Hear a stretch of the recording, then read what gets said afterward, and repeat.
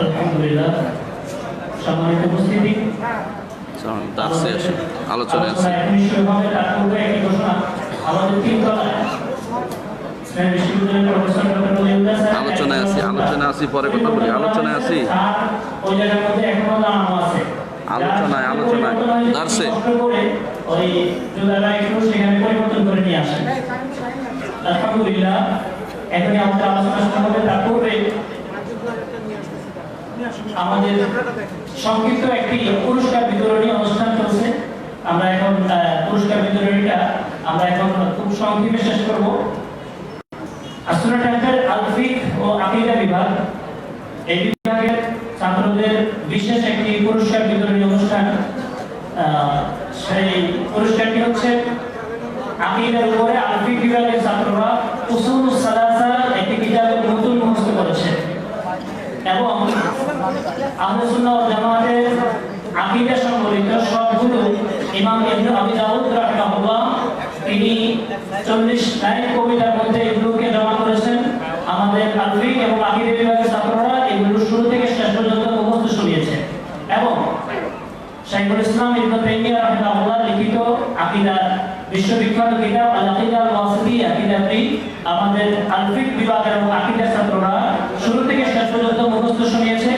এজন্য আমাদের জনে জনে এখন পুরস্কার দেওয়ার সময় নেই, আপনাদের সময় সংক্ষিপ্ত, আমাদেরও সময় সংক্ষিপ্ত।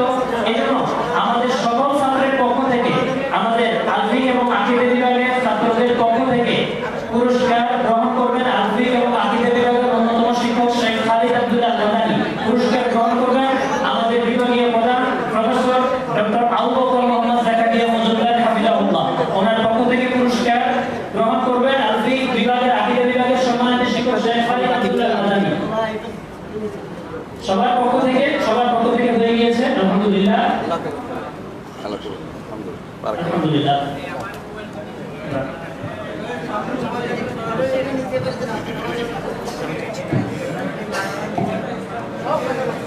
আলহামদুলিল্লাহ, হাদিসের সনদ বিচার পর্যন্ত আমরা থাকতে চাই। এরপর দুটো হাদিস সহিহ হওয়ার পরেও এই হাদিসটা এই যুক্তিতে মানা যাবে না, এই যুক্তিতে শুধু এই হাদিসটাই মানতে হবে ইত্যাদি মনোভাবগুলো আমাদেরকে বিতর্কের জায়গায় নিয়ে যায়। এটা না করে আমরা বরং হাদিসের মতো উদার হই, যে ব্যাপারে দুইটা হাদিস আছে, আলহামদুলিল্লাহ আমি এটা পালন করছি আর একজন অন্যটা পালন করছে, আমার কাছে বিভিন্ন যুক্তিতে এটা উত্তম মনে হয়েছে, তার কাছে বিভিন্ন যুক্তিতে অন্যটা উত্তম মনে হয়েছে। খুবই স্বাভাবিক, সবাই আমার বুঝবে। এটা কেন চিন্তা করব?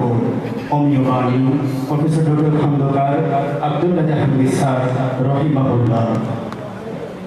সম্মানিত সৌধী, এই পর্যায়ে মূল্যবান তাকে পেশ করবেন ইসলামী বিশ্ববিদ্যালয় কুষ্টিয়ার আলফিক এন্ড লিগ্যাল স্টাডিজ বিভাগের মুহতারাম অধ্যাপক প্রফেসর ডক্টর আবু বকর মোহাম্মদ জাকারিয়া মজুমদার হাফিজাহুল্লাহ।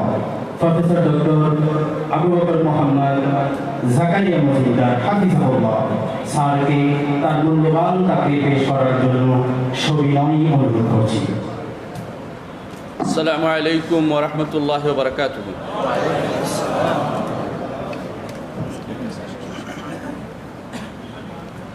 ইন্নাল হামদালিল্লাহ নাহমাদুহু ওয়া নাস্তাঈনুহু ওয়া নাস্তাগফিরুহু ওয়া নাউযু বিল্লাহি মিন শুরুরি আনফুসিনা ওয়া মিন সাইয়্যাতি আ'মালিনা মান ইয়াহদিহিল্লাহু ফালা মুদিল্লা লাহু ওয়া মান ইউদ্লিল ফালা হাদিয়া লাহু ওয়া আশহাদু আন লা ইলাহা ইল্লাল্লাহু ওয়াহদাহু লা শারীকা লাহু ওয়া আশহাদু আন্না মুহাম্মাদান আবদুহু ওয়া রাসূলুহু আম্মা বা'দ فقد قال الله عز وجل في كتابه الحميد تبارك الذي بيده الملك وهو على كل شيء قدير الذي خلق الموت والحياة ليبلوكم أيكم أحسن عملا وهو العزيز الغفور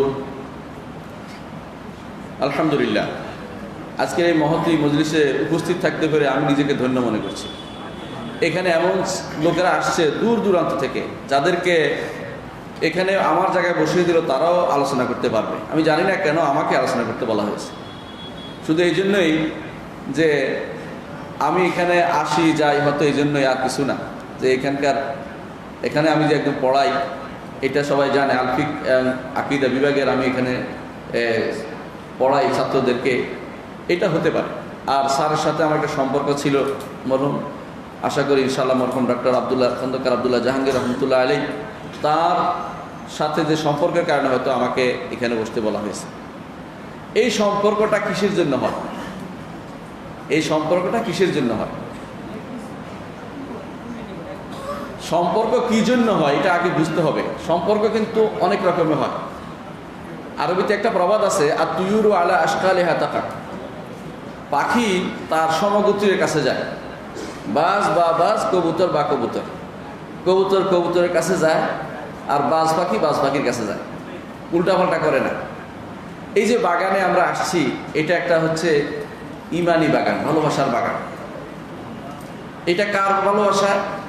ইমানদারদের ভালোবাসা, পরস্পর ইমানদারদের ভালোবাসায় যারা একসাথ হয়, তাদের জন্য আল্লাহর পক্ষ থেকে সুসংবাদ রয়েছে। রাসূলুল্লাহ সাল্লাল্লাহু আলাইহি ওয়াসাল্লাম বলেন, ওয়াজাবাত মাহাব্বাতি লিল মুতাহাব্বিনা ফিয়া, আমার মহব্বত ওয়াজিব হয়ে গেছে যারা আমার জন্য ভালোবাসে। এটা আল্লাহ তাআলা হাদিসে কুদসিতে বলেছেন। এটা এই ভালোবাসার কারণেই আপনারা আব্দুল্লাহ জাহাঙ্গীর রহমতুল্লাহ আলাইকে ভালোবেসেছেন।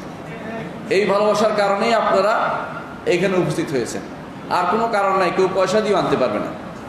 এই অবস্থার মধ্যে কেউ কষ্ট করে দূর দূরান্ত থেকে, এমন লোককেও আমি জানি যিনি গতকাল পর্যন্ত ছিলেন আরেক জায়গায়, রাতে সারা রাত না ঘুমিয়েও আজকে উপস্থিত হয়েছেন এখানে।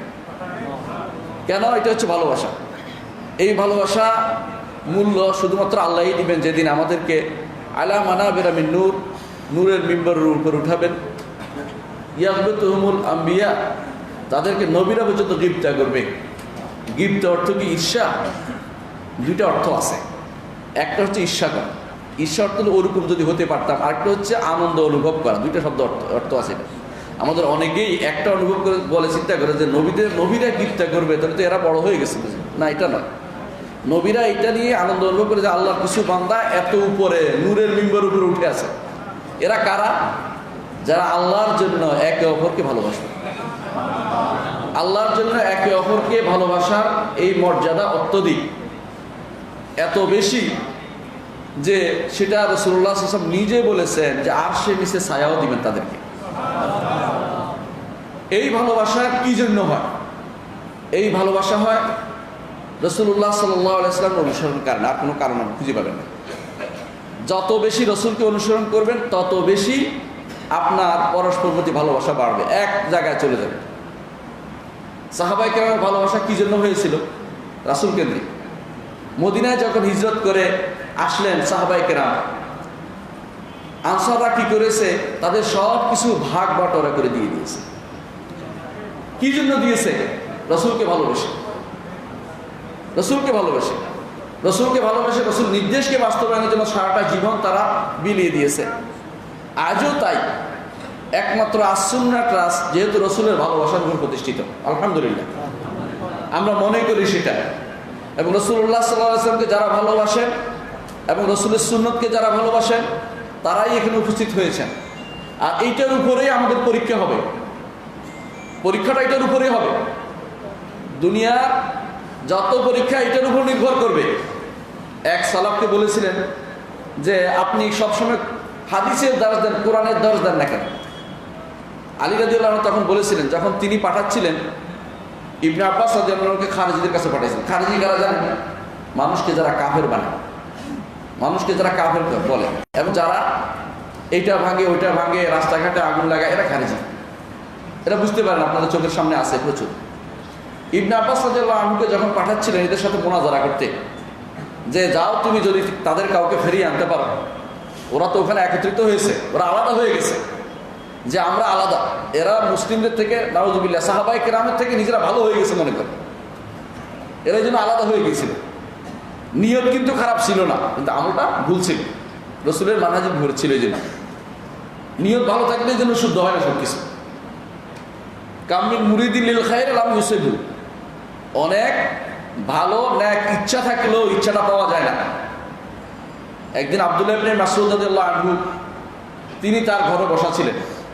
আবু মুসা আশআরী রাদিয়াল্লাহু আনহু দৌড়ে আসলেন, বললেন যে আবু আব্দুর রহমান, মসজিদে কিছু লোককে দেখেছি, তারা বলতেছে সাব্বিহু মিয়া, কাব্বিরু মিয়া, হাল্লিলু মিয়া, অর্থাৎ সুবহানাল্লাহ 100 বার পড়ো, আলহামদুলিল্লাহ 100 বার পড়ো, আল্লাহু আকবার 100 বার পড়ো, লা ইলাহা ইল্লাল্লাহ 100 বার পড়ো। মসজিদের মধ্যে বসে বসে একজন বলে আর সবাই পড়ো। দেখতে তো ভালোই, খারাপ নাকি এটা? সুবহানাল্লাহ পড়তে চুরি করতেছে নাকি? হ্যাঁ, মিথ্যা কথা বলতেছে না খারাপ কিছু বিড়ি খাইতেছে? এটা কি করতেছে? সুবহানাল্লাহ আলহামদুলিল্লাহ পড়তেছে। কিন্তু আব্দুল্লাহ ইবনে মাসউদ রাদিয়াল্লাহু আনহু বললেন, তুমি কি করেছ? বলে আমি কি করবো, আমি তো আপনার কাছে দৌড়ে আসছি। বলে আমার কাছে দৌড়ে আসছো? তিনি যে কাপড় ছিল এই কাপড় সহ রওনা হলেন, টেনে টেনে টেনে টেনে রওনা হলেন।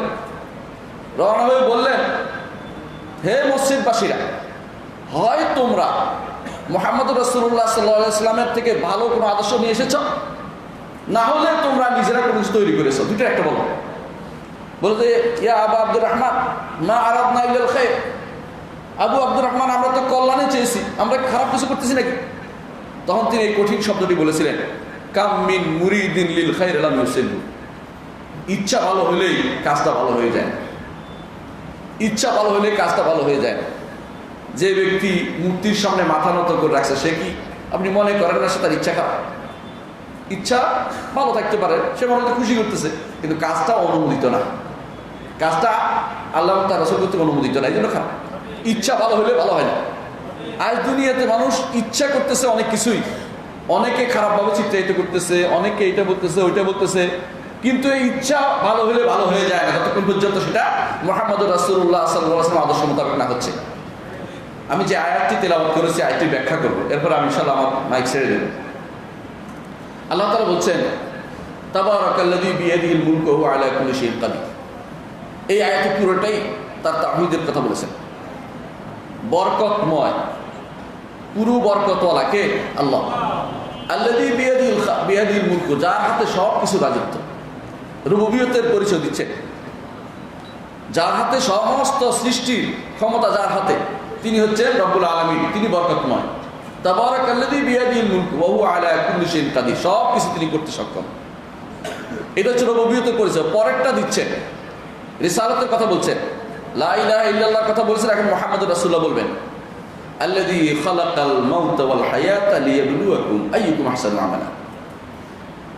আল্লাযী খালাকাল মাউতা ওয়াল হায়াতা, যিনি জীবন এবং মৃত্যু সৃষ্টি করেছেন। আছে কিনা জীবন মৃত্যু? এখন না নাই? আছে কিনা? কোন বন্ধ হয়ে যাবে না? একদিকে সন্তান জন্মগ্রহণ করছে, একদিন বৃদ্ধ মারা যাচ্ছে। একদিকে কারো সন্তান জন্মগ্রহণ করছে, কারো সন্তান পেটেই মারা যাচ্ছে। আছে না? খালাকাল মাউতা ওয়াল হায়াতা, জীবন এবং মৃত্যু সৃষ্টি করেছেন, দুনিয়ায় আসতেই হবে। এমন নয় যে আপনি না এসে পারবেন, যাকে আল্লাহ তাআলা লিখেছেন দুনিয়াতে আসা, তা আসবেই। কিন্তু কি করতে হবে বলে দিচ্ছেন, লিয়াবলুয়াকুম আইয়ুকুম আহসানু আমালা, পরীক্ষা করতে চান কে তোমাদের মধ্যে উত্তম আমল করে, নাকি বেশি আমল করে? উত্তম আমল করে। উত্তম আমল কি জিনিস? ফুদাইল ইবনে ইয়াদ রাহমাহুল্লাহ তাকে জিজ্ঞাসা করে উত্তম আমল কোনটা? তিনি বলেছেন, উত্তম আমল হচ্ছে ওইটা যেটা সুন্নাহ মোতাবেক হবে, যেটা সুন্নাহ মোতাবেক হবে। আপনি যত বেশি আমল করেন না কেন, আপনি অনেক অনেক আমল করেন, আপনি একেবারে রাত জেগে সারা রাত ধরে নফল নামাজ পড়েন, কিন্তু রাসূলের সুন্নাহ মোতাবেক পড়েন না, নিজের মন মতো পড়েন। আপনি সারা রাত সারা বছর বছর ইবাদত করেন, এমন দিনেও রোজা রাখেন যেদিন রোজা রাখা শরীয়তে নিষিদ্ধ, আপনি বন্ধ করছেন। আপনি কি করছেন? কষ্ট দিচ্ছেন, সাধনা করতেছেন। কেউ কেউ এটার নাম দিচ্ছে সাধনা। সাধনা বুঝেন? আমাদের দেশে কয় সাধনা ছাড়া পাওয়া যায় না, আপনাদের এদিকেই আছে। সাধন ছাড়া মিলে না, আপনাদের গীতি গায় না, সাধনার মাধ্যমে সেটা পাওয়া যায় মনে করতেছে। ওই সাধনা ইসলামে নাই। ইসলাম হচ্ছে অনুসরণ করতে বলেছে। সাধনা করলে ইসলামে কিছু পাওয়া যাবে না। এই সাধনা কোথায় করতে হবে? রাসূলের অনুসরণের মাধ্যমে করতে হবে, ওইটার মধ্যে করতে হবে। ওইটার বাইরে করলে একটু গ্রহণযোগ্য হবে না। আল্লাযী খালাকাল মাউতা ওয়াল হায়াতা লিয়াবলুয়াকুম আইয়ুকুম আহসানু আমালা, তোমাদের কোন আমলটি সবচেয়ে উত্তম সেটা পরীক্ষা করার জন্য, তোমাদের মধ্যে কে সুন্দর আমল করে সেটা পরীক্ষা করার জন্য। সুন্দর আমল যদি কোনো কিছু আমল যদি কোনো খালেস আল্লাহর জন্য না হয়, আল্লাহ কবুল করবেন না। ঠিক অনুরূপভাবে যে আমলটি রসুলের সুন্নাহ মোতাবেক হবে না, সেটাও আল্লাহ তাআলা কবুল করবেন না। দুইটা জিনিস, আখলাসাহু ওয়া আসওয়াবাহু, এটা হলো পরিষদ আহসান। সবচেয়ে খালেস যেটা আল্লাহর জন্য হবে, সব বিশুদ্ধ যেটা হবে আল্লাহর জন্য, এটা গ্রহণ করার জন্য বলা হচ্ছে। তাহলে বেশি আমল নয়, বরং উত্তম আমল। বেশি আমল নয়, উত্তম আমল। উত্তম জায়গাতে বেশি আমল গ্রহণযোগ্য। এখানে হচ্ছে ফাস্তাবিকুল খায়রাত। ফাস্তাবিকুল খায়রাত, যত কল্যাণমূলক কাজে একে অপরের প্রতিযোগিতা তোমরা করো, আল্লাহ বলে দিয়েছেন। আমি দেখেছি যখন আমরা যখন আমরা পড়তাম মদিনা ইউনিভার্সিটিতে, মক্কা গেলে আমাদের কোনো ভাইকে দেখতাম, কই তার খুঁজে পাচ্ছি না। ঠিকই খুঁজতে খুঁজতে দেখা যাচ্ছে তোয়াফ করতেছে, কাউকে জানাচ্ছে না। কারণ উত্তম আমল ওইটা, কিন্তু কাউকে না বলাটা হচ্ছে কাজ।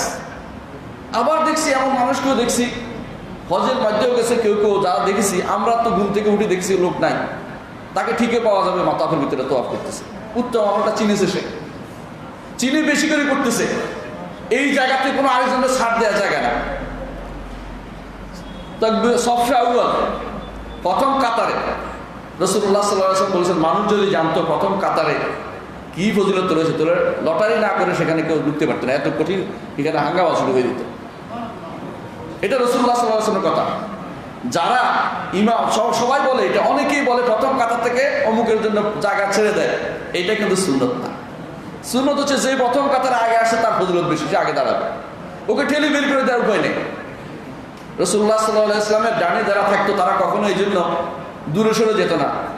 একবার এক বালক ডানে ছিল, আবু বকর বামে ছিল। আপনারা জানেন সেই ঘটনা। দুধ খাইতে দিয়েছিল, রসুল খেয়ে ডান দিকে দেখে যে বালক, বাম দিকে আবু বকর। রসুল বললেন যে, বালক তুমি কি অনুমতি দিবে আবু বকরকে দিবে? বলে, ইয়া রাসূলুল্লাহ, আমি ইচ্ছা করে ডান দিকে আসছি যাতে করে আমি প্রথম খেতে পারি। আমি এটা কাউকে দিব না, মানে এই সুযোগ। এমন হচ্ছে আবু বকরকে তো সবসময় পাবে, আমি কোথায় পাই, আমি এই সুযোগ নিব। আল্লাহু আকবার, ভালোবাসা কতটুকু! যে ভালো কাজে কাউকে আমি ছাড় দিব না, এটা আমি করব, এটা আমার দরকার, এই ভালোবাসা আমার দরকার। রসুল এটা আমি নিব, রসুল আগে গেছে, আমি রসুলেরটা নিব। এই ভালোবাসা এরকম জায়গাতে ছাড় দেওয়ার সুযোগ নেই। ভালো কাজে আপনি আরেকজনকে ছাড় দিবেন না, হ্যাঁ এটা আমি করব। আমরা এখন ভালো কাজে কিন্তু ছাড় দিই, কিন্তু খারাপ কাজে ছাড় দেই না। খারাপ কাজে আমরা প্রতিযোগিতা খুব ভালোই করি। ও কি করে, আমি ওইটা করবো। ও যদি কোনো একটা বাড়ি বানায়, আমি দুইটা বাড়ি বানাবো। এটাতে কিন্তু আমাদের খুব প্রতিযোগিতা চলে, কিন্তু ভালো কাজের প্রতিযোগিতা খুব কমই হয়। আর ভালো কাজে যদি প্রতিযোগিতা হয়, ছবি তুলি দেখানোর একটা বিরাট প্রবণতা আমাদের মধ্যে দেখা যায়। দেখছেন না আপনারা?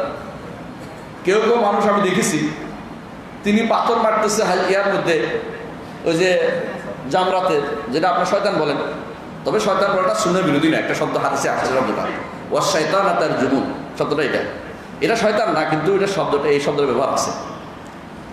তো এই যে এটাকে পাথর মারতেছে, আমি ছবি তুলে রাখতেছে। আমার সাথে একজন, তিনি উমরায় গেলেন, তারপর তিনি হজ করবেন। তো নিয়ম হচ্ছে, সুন্নাহ দেখেন, সুন্নাহ কত সব সূক্ষ্ম জিনিস।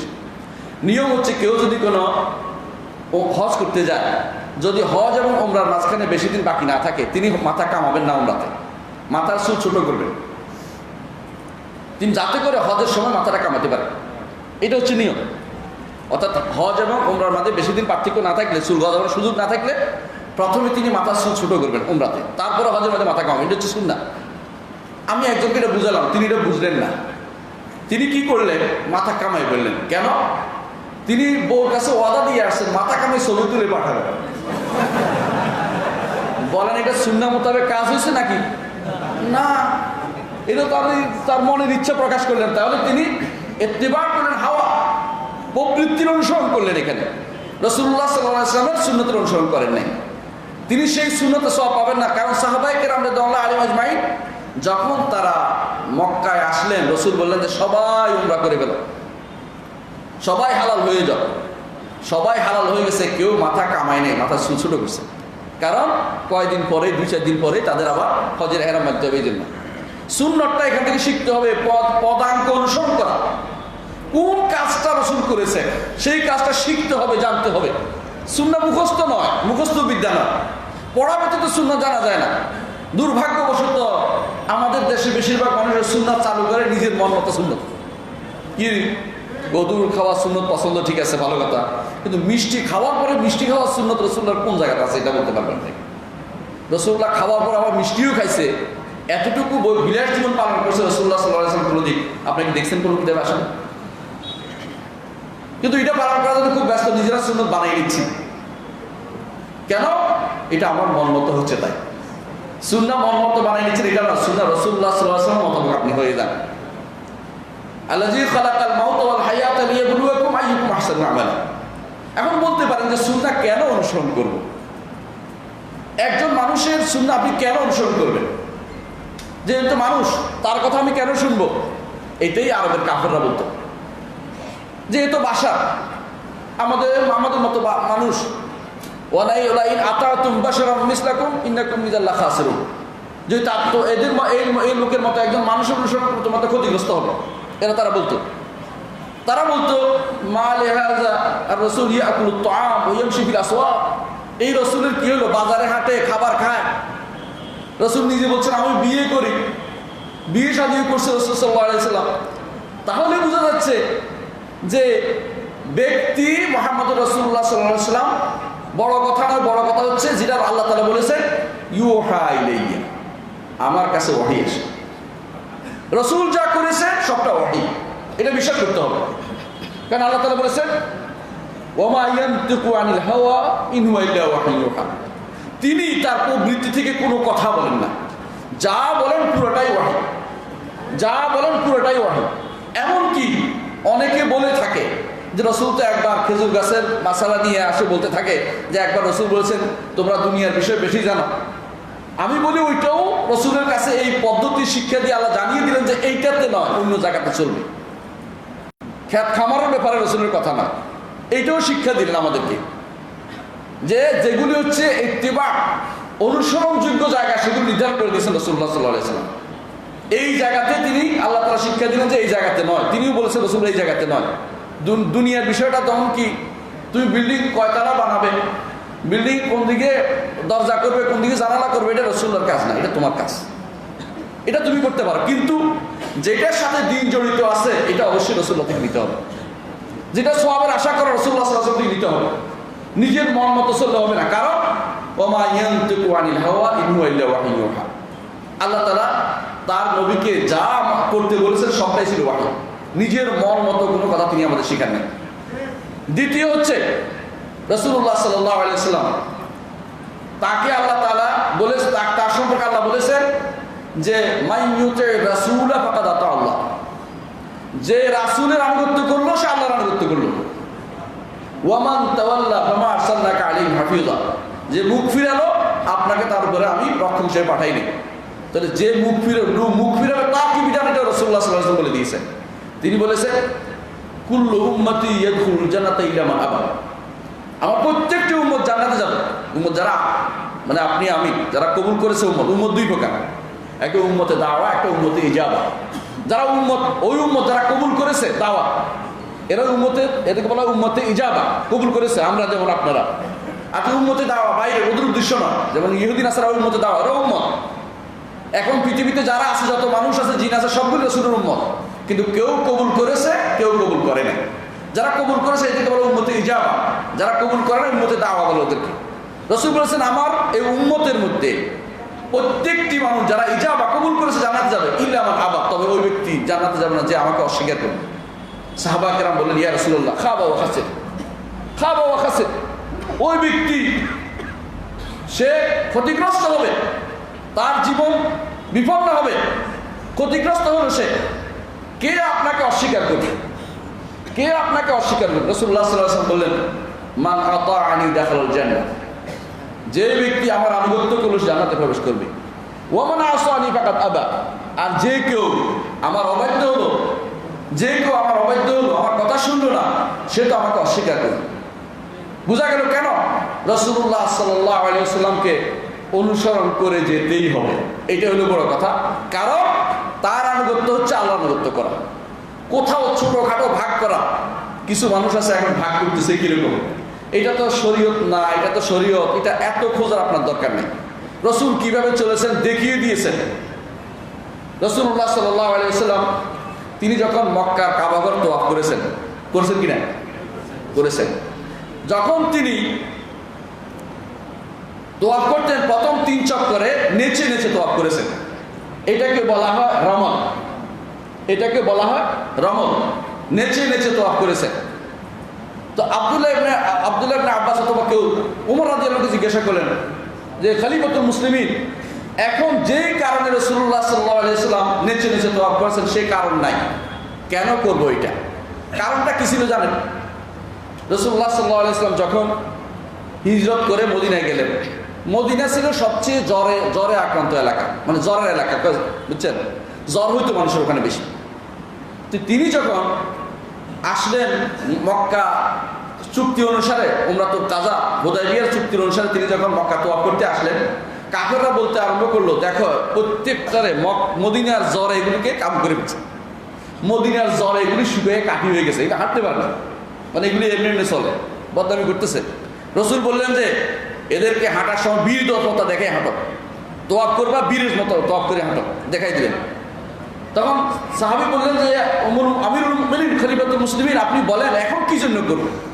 এখন তো এখানে কোনো কাফের নাই, কাদেরকে দেখাবো আমরা কি জন্য এরকম করে হাঁটতেছি বীর দত্ত করে? তখন আমিরুল মুমিনিন ওমর ইবনে খাত্তাব রাদিয়াল্লাহু আনহু বললেন, ইন্নাহাস সুন্নাহ, এটাই হচ্ছে সুন্নাহ, এখানে তোমার কারণ খুঁজিও না। বেশিরভাগ মানুষ এখন কারণ খুঁজতে খুঁজতে রাসূলের সুন্নাহকে বাদ দেওয়ার পথ আবিষ্কার করে নিয়েছে। এইটাই কিন্তু সবচেয়ে বেশি দুর্ভাগ্যজনক।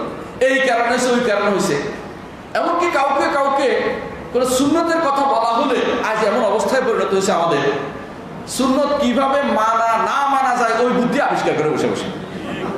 এমনকি সুন্নত এটাকে বলা যাচ্ছে এটা সুন্নত, আচ্ছা সুন্নত তো, যেন সুন্নত না মানার জন্য তাদেরকে নির্দেশিত হয়েছে। অথচ সাহাবায়ে কেরাম খুঁজতেন কোনটা সুন্নত সেটা। কিরকম দেখেন, আব্দুল্লাহ ইবনে ওমর রাদিয়াল্লাহু আনহু তাকে যখন জানানো হলো একটা হাদিস, আবু হুরায়রা রাদিয়াল্লাহু বললেন,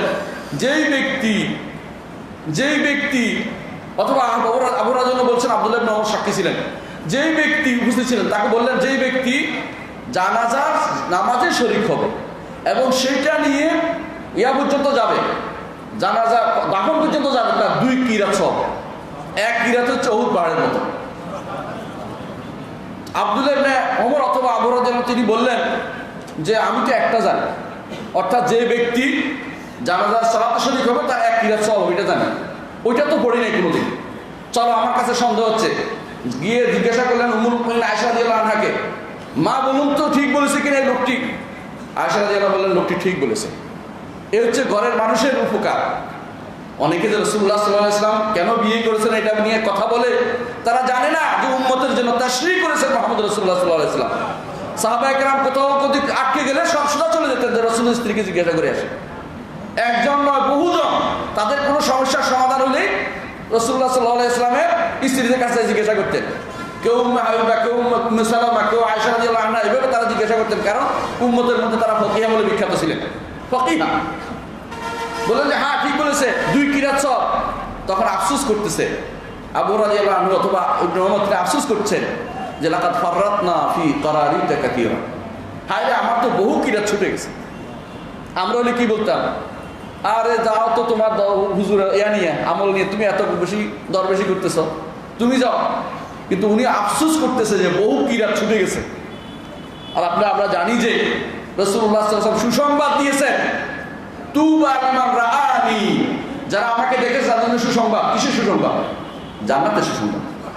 জান্নাতের সুসংবাদ পাওয়ার পরেও এক একটা কিরাত ছুটে যাওয়ার জন্য আফসোসে তাদের শেষ নাই, যে হায়রে আমার ছুটে গেছে অনেক আমল, আমার অনেক আমল ছুটে গেছে, যেটা আমি খুঁজতে পারিনি, আমি জানতে পারিনি, আমার জন্য অনেক সব ছুটে গেছে। দেখা যাচ্ছে রাসূলুল্লাহ সাল্লাল্লাহু আলাইহি ওয়াসাল্লামের এই যিনি ওহী, যেটা অনুসরণ করতে হবে, এই জন্য আমরা সাহাবায়ে কেরাম চেষ্টা করতেন, যুগ যুগ ধরে এইভাবে চলে আসছে। রাসূলুল্লাহ সাল্লাল্লাহু আলাইহি ওয়াসাল্লাম সুন্নাহ বললে আর কোনো কথা নেই, সুন্নাহ দিয়ে আপনাকে মানুষের মধ্যে দাঁড়াতে হবে। কারণ যেটা বলছিলাম, আলী রাদিয়াল্লাহু আনহু পাঠাচ্ছিলেন কারে, ইবনে আব্বাস রাদিয়াল্লাহু আনহুকে, তুমি যাও এই খারেজিদের সাথে নিয়ে একটু কথা বলো, এরা যেন ফিরে আসে, কারণ এরা তো বেবুঝ, ওদের আকল কম। বর্তমানে যেমন কিছু খারেজি আছে আকল কম, এদের মতো কিছু তুমি যাও বুঝে নিয়ে আসো। ইবনে আব্বাস রাদিয়াল্লাহু তাদেরকে বুঝাতে গেলেন, যাবার সময় বলে দিলেন তুমি দিয়ে তাদের সাথে কোনো ঝগড়া করবে না, কোরআন দিয়ে দলিল দিবা না। কারণ আল কোরআন হাম্মাল, কোরআন বহু অর্থ বহন করে। তারা তোমাকে এইবার এদিকে নিয়ে যাবে, একবার ওদিকে নাকা নিচু পানি খাওয়াবে তোমাকে। তাদের সাথে তুমি সুন্নাহ দিয়ে ইয়া করবা। ইবনে আব্বাস গিয়ে বললেন, তোমাদের কি অভিযোগ বলো? বলো অভিযোগ হচ্ছে এটা যে আলী রাদিয়াল্লাহু আনহু যুদ্ধ জয়ের পরে আমাদেরকে গনিমতের মাল দিতে দেয় নাই। আল্লাহ বলছে ওয়ালামু আন্নামা গানিম, কোরআন দিয়ে দলিল দিচ্ছে। তখন ইবনে আব্বাস বললেন, আচ্ছা ঠিক আছে, তোমাদেরকে আমি বলি, সুন্নাহ সিরত থেকে বলি। আচ্ছা ধরো গনিমতের মাল দিলাম, আয়েশা রাদিয়াল্লাহু আনহাকে কে নিতে রাজি আছে তোমরা গনিমত হিসাবে? সুবহানাল্লাহ, নাউযুবিল্লাহ, নাউযুবিল্লাহ, নাউযুবিল্লাহ। বলে বুঝছো তাহলে মুসলিমদের মধ্যে যুদ্ধ হলে কোনো গনিমত হয় না, মুসলিমদের মধ্যে যুদ্ধ হলে কোনো গনিমত পাওয়ার সিস্টেম নাই। এটা তোমাদের বুঝতে হবে। কারণ রাসূলুল্লাহ সাল্লাল্লাহু আলাইহি ওয়াসাল্লাম, তুমি বুঝতে পারছো বাস্তবতা এটা, যে মুসলিমদের কোনো এক অপরের গনিমত হয় না। যেটা আমাদের না বুঝার কারণে ভুলটা তারা করে অনেকেই। এটা বুঝিয়ে দিলেন সুন্নাহ দিয়ে। তারপর তিনি বুঝালেন, বললেন যে এই যে যুদ্ধ পরস্পর, এই আলী রাদিয়াল্লাহু আনহু তিনি দ্বীনের বাইরে চলে গেছেন। কেন? তিনি বিচারক মানছেন অমুককে। আর আল্লাহ বলছে ইনিল হুকমু ইল্লা লিল্লাহ, বিচার করবে কে? একমাত্র আল্লাহ, আর কেউ বিচার করতে পারবে না। তো ইবনে আব্বাস বললেন যে শোনো, তুই তো কোরআন আয়াত দিয়ে দিচ্ছ, আমাকে হাদিস দিয়ে দিই। রাসূলুল্লাহ সাল্লাল্লাহু আলাইহি ওয়াসাল্লাম হুদায়বিয়ার সন্ধিতে কোনো সন্ধি করছিল? বলা হক করছিল। বলে রসুল কি হুকুম রাখে তাহলে? বলে ইমানদার। তাহলে আমরা ইমানদার থাকলাম না কি করে? বলো। চুপ হয়ে গেল, আর কোনো কথা বলো না। এইভাবে তিনি হাদিস দিয়ে বুঝে বুঝে তাদেরকে ফিরে নিয়ে আসলেন। এটাই প্রমাণ করে আজও যেখানে সন্দেহ মানুষের কাজ করে, হাদিস ছাড়া আপনি কোরআন দিয়ে সারাক্ষণ আপনি তাদের বুঝাতে পারবেন না। সুন্নাহ দিয়ে বুঝাতে হবে, হাদিস দিয়ে বুঝাতে হবে। যখনই আপনি হাদিস নিয়ে আসবেন, রসুল এটা করেছেন, রসুল এটা করেছেন, এটা করেছেন। রসুল হচ্ছে সারা কোরআনে কারিমের পূর্ণ ব্যাখ্যা, আর কিছু নয়। রাসূলুল্লাহ সাল্লাল্লাহু আলাইহি ওয়াসাল্লামের পুরো জীবনটা হচ্ছে কোরআনে কারিমের ব্যাখ্যা। কোন দিক দিয়ে? তাশরীর দিক থেকে, শরীয়তের দিক থেকে, আকীদার দিক থেকে, আখলাকের দিক থেকে, রাষ্ট্র পরিচালনার দিক থেকে, এবং পরিবার পরিচালনার দিক থেকে, সমাজ পরিচালনার দিক থেকে, সর্বদিক থেকে রাসূলুল্লাহ সাল্লাল্লাহু আলাইহি ওয়াসাল্লাম হচ্ছে আমাদের আদর্শ। একজন মানুষকে কেন পাঠানো হয়েছে? কেন মানুষকে পাঠানো তার থেকে নেওয়া সহজ হবে। কোরআনের ব্যাখ্যা এক একজন এক এক দিয়ে নিয়ে যাবে, কিন্তু যখন তিনি কাজ করে দিবেন কোনটা, সেটার বিরুদ্ধে কেউ কথা বলতে পারবে না। এটাই রাসূলুল্লাহ আল্লাহ তাআলা চেয়েছেন রাসূলের কাছ থেকে। এই জন্য আল্লাহ তাআলা কোরআনে কারীম বলেছেন, ওয়ামা আরসালনা মির রাসূল ইল্লা লিইউতা বিইذنিল্লাহ। আমি যখনই কোন রাসূল প্রেরণ করেছি, এই জন্য প্রেরণ করেছি আল্লাহর ইচ্ছায় তার আনুগত্য করার জন্য তাকে প্রেরণ করেছি। অর্থাৎ আপনি রসুলকে প্রেরণ করেছে এই জন্য নয় যে আমি সবসময় রসুল রসুল রসুল বলে তার নামে গান গাইলাম। কিছু আছে না গান গাইবেন সারাক্ষণ রসুলের নাম, আর এমন এমন গজল গায়, কিছুক্ষণ পরে টানে, বসে, উঠে, নামে, কত কিছু দেখেন। আমি নাম বলতে চাচ্ছি না, আপনার বুঝে নেবেন। কিন্তু তারা রসুলের সুন্নাহ বুঝে না, জানে না। এটাকে মাযুর মনে করি এখন, অনেকেই জানে না। রসুলের সুন্নাহ কোনটা যদি খুঁজে বাইরে কিছু যায়, তাহলে কি হবে? বিদআত হয়ে যাবে। এটাই হল পথভ্রষ্টতা, এতে কোনো সন্দেহ নেই। কারণ হেদায়েত লাভ করেছি কার মাধ্যমে? মুহাম্মদ রাসূলুল্লাহ সাল্লাল্লাহু আলাইহি ওয়াসাল্লামের মাধ্যমে। হেদায়েত থেকে বেরিয়ে যাব কিভাবে? সুন্নাত যখন পরিত্যাগ করব। এই জন্য আমাদের এই আব্দুল্লাহ ইবনে মাসউদ যেটা বলেছেন সেটাই গ্রহণ করতে হবে, এবং যেটা যুগে যুগে ইমামরাও বলেছেন যে আস-সুন্নাতু সাফিনাতু নূহ। সুন্নাহ হচ্ছে নূহের কিস্তি। সুন্নাহ হচ্ছে নূহের কিস্তি। নূহের কিস্তি বুঝছেন? নূহ আলাইহিস সালামের ছেলে ডুবে যাচ্ছে। নূহ ডাকতেছেন আল্লাহকে যে আল্লাহ, আপনি তো ওয়াদা করেছেন, ইন্না ওয়াদাকা হাক, আপনার ওয়াদা সত্য। ওয়ান্নাবনি মিন আহলি, আমার ছেলে ডুবে যাচ্ছে।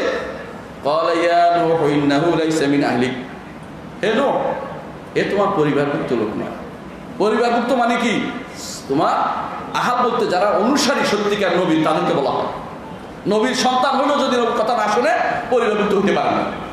পিতা হলেও পরিবারভুক্ত হতে পারে না। পিতা হলেও পরিবারভুক্ত হতে পারে না যদি অনুসরণকারী না হয়। অনুসরণ করা বড় কথা। ইন্নাহু লাইসা মিন আহলিক ইন্নাহু আমালুন গায়রু সালিহ, তার আমল শুদ্ধ না। নবীর অনুসরণ করে কাজ করে নাই। কারণ যখন তাকে ডাকা হচ্ছিল, ইয়া বুনাইয়া কাম মা'ানা, হে প্রিয় বৎস, আমার সাথে নৌকায় উঠো। ক্বালা সাআউই ইলা জাবালিন ইয়াসিমুনি মিনাল মা। তখন তিনি বললেন এটা, যে আমি একটা পাহাড়ে যাব, এই পাহাড়ে আমাকে আশ্রয় দিবে, আপনার নৌকায় আমি উঠবো না। ওয়াহালা বাইনাহুমুল মাউজু ফাকানা মিনাল মুগরাকিন, একটা ঢেউ এসে তাকে ডুবিয়ে দিল।